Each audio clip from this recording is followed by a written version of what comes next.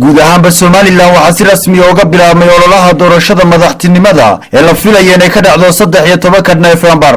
xisbiga daryeelka iyo cadaaladda Somaliland ee UCID ayaa furitaanka ololaha doorashada Somaliland bilaabay maanta. taageerayaasha xisbiga UCID ayaa isugu soo baxay fagaaraha Khayriyada Burco. dadweynaha waxaa kala qayb galay musharaxa xisbiga UCID Faysal Ali Waraabe iyo saraakiil sare oo ka tirsan xisbigaasi. heesaha, damaashaadka iyo farxadda UCID waxaa maanta laga dheehanayay abaabulka مسؤولينta xisbiga ee gobolka Togdheer iyo saraakiisha xisbiga UCID ayaa si weyn uga warramay muhiimadda ay doorashadan u leedahay dalka. bilaasha iyo dhaqaale kora inta ay odeeyaan ayay kala dooranayaan. waa soo dooran mayno, soo Faysal Ali Waraabe dooran mayno.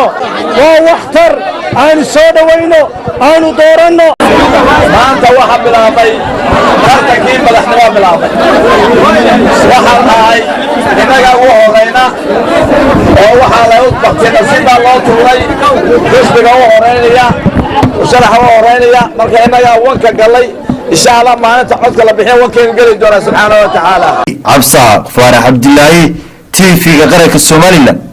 waxaa maanta si rasmi ah uga bilaabmay magaalada Laascaanood iyo guud ahaanba gobolka Sool ololaha doorashooyinka madaxtooyada Jamhuuriyadda Somaliland oo ugu horeeya xisbiga UCID.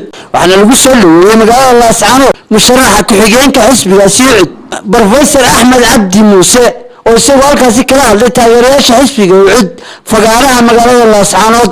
waxaa isaguna ka hadlay gudoomiyaha UCID ee gobolka Sool oo isaguna dadweynaha ku hadlay goobta. aad baan idinka mahadnaqayaa soo dhaweynta diiran iyo qalbi wanaaga aad ii muujiseen. anigoo ah musharaxiinii madaxweyne ku-xigeen magaalada ay tahay magaalada dhashay ay tahay maanta oo dhan baa hadda taagnaydeen deegaano badan baanu soo marnay waqti kulul baanu nimid taa waa idinka raalli gelinaya. waxaanu isugu yeelanay xisbiga cadaaladda iyo daroorku inuu noqdo maalintii koowaad inuu isagu ugu horeeyo. وبرخ العمر احنا وربعين قرن كجمهورية Somaliland. xisbiga cadaaladda iyo daryeelka UCID ayaa ololihiisa u diyaargarowga doorashada waxa uu ka sameeyay beerta xorriyadda ee magaalada Hargeysa oo ah madasha loo qodeeyay in xisbiyada qaranku ay ku soo bandhigaan ololahooda waqtiga doorashada. gudoomiyaha gobolka Muqdisho ee xisbiga UCID Maxamed Aadan Xaliimo Cismaan Raage, gudoomiyaha heer qaran ee garabka haweenka ee xisbiga UCID iyo Maxamed Xasan Kheyre afayeenka xisbiga cadaaladda iyo daryeelka UCID oo dhamaantood la hadlay taageerayaasha xisbiga UCID ayaa waxay ka codsadeen inay codka siiyaan xisbiga cadaaladda iyo daryeelka ee hogaaminaya murashaxa hay'inka injineer Faysal Ali Waraabe iyo ku-xigeenkiisa.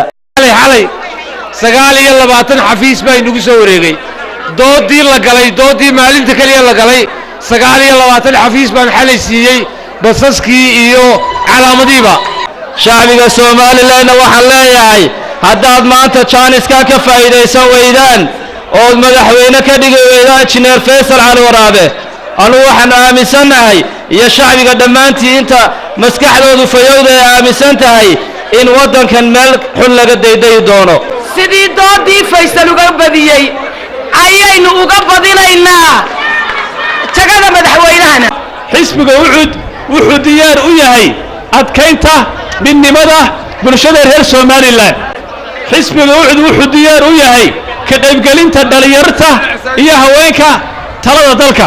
inagu ka ubaynu nahay kun jeer UCID baynu nahay kalsoonida shacabka iyo karaamana waa midnimo kalkeennii weeyo karkaarkan taaganahay. waxaa maanta si toos uga bilaabmay xarunta gobolka Saaxil ee Berbera ololaha doorashada madaxtooyada 2017 xisbiga cadaaladda iyo daryeelka ee UCID oo maanta ololaha doorashada ayaa dabaaldeg iyo dhoolatus ka sameeyay gudaha magaalada Berbera. taageerayaasha iyo gaadiid ay wataan ayaa marayay dariiqyada waaweyn ee halbowlaha oo ah magaalada Berbera iyagoo ruuxayay calanka akhtarka ah ee astaanta waa xisbigaasi. maamulka sare ee xisbigaasi ayaa sidoo kalena waxa uu xariga ka jaray xafiisyo aad u tiro badan oo xisbiga UCID ku yeelan doono magaalada Berbera. ciyaaro iyo dabaaldeg kadib waxa halkaasi hadal looga soo jeediyay mas'uuliyiinta sare ee xisbigaasi ugu horeeyay gudoomiyaha xisbiga cadaaladda iyo daryeelka ee gobolka Saaxil Khadar Jaamac Jawaqsi waxaana hadaladiisii ka mid ahaa maanta waxaa loo sharafay in xisbiga UCID aanu furno 7 xafiis oo magaalada ka mid ah anigoo gudoomiyaha gobolka Saaxil xisbiga UCID alla doorsanay. mas'uuliyiin kala duwan ayaguna halkaasi hadalka isaga daba maray ayaa sheegay in ay xisbi ahaan uu xisbigoodu yahay ka hanan kara kursiga madaxtooyada ee Somaliland ee loo tartamayo. Mukhtaar Cabdiraxmaan Maxamuud, telefishinka qaranka Somaliland. berbera iyadoo dhammaanba dalka jamhuuriyadda Soomaaliland uu maanta si rasmi ah uga bilaabmay ololihii kaambeenka tartanka doorashada madaxtooyada ayaa xisbiga cadaaladda iyo daryeelka UCID oo maalintii koowaad ee bilowga ololaha kaambeenka uu nasiib u yeeshay inay fagaarayaasha dalka Soomaaliland ku iba furaan cudud iyo awoodooda taageero ee ku wajahan hanashada qulubta shacbiga reer Soomaaliland waxaana taageerayaasha xisbiga UCID ee gobolka Sanaag oo ku libisan astaamaha xisbigaasi uu caanka ku yahay ay maalintoodii koowaad si mugle isugu soo baxeen fagaaraha beerta xorriyadda ee magaalada Ceerigaabo halkaas oo mas'uuliyiinta xisbiga UCID ay bulshada uga daafureen barnaamijkooda siyaasadeed waa maalintii koowaad ee aynu banbaxaynay waxaana nasiib u helay xisbigeena UCID musharaxiintii dooda gashay waxa wanka ka noqday gudoomiyeena musharax madaxweynaha Faysal Cali waxaynu leenahay hambalyo waxaan idin sheegayaa UCID inay ku ballan qaaday inay dadka naafada inay dayarta inay dhalinyarada inay kaabo culus u sameynayso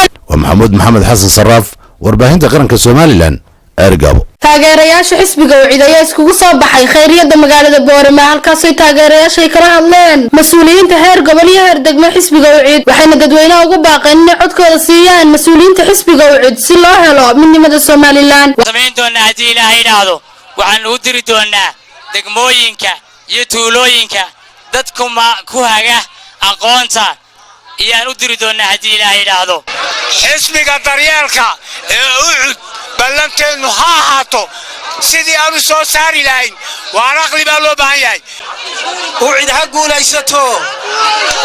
guulaysato Faysal waa geel harwayna la wala hargalo Faysal waa dawlada wayna daadaa Adraafi TV qaranka Boorama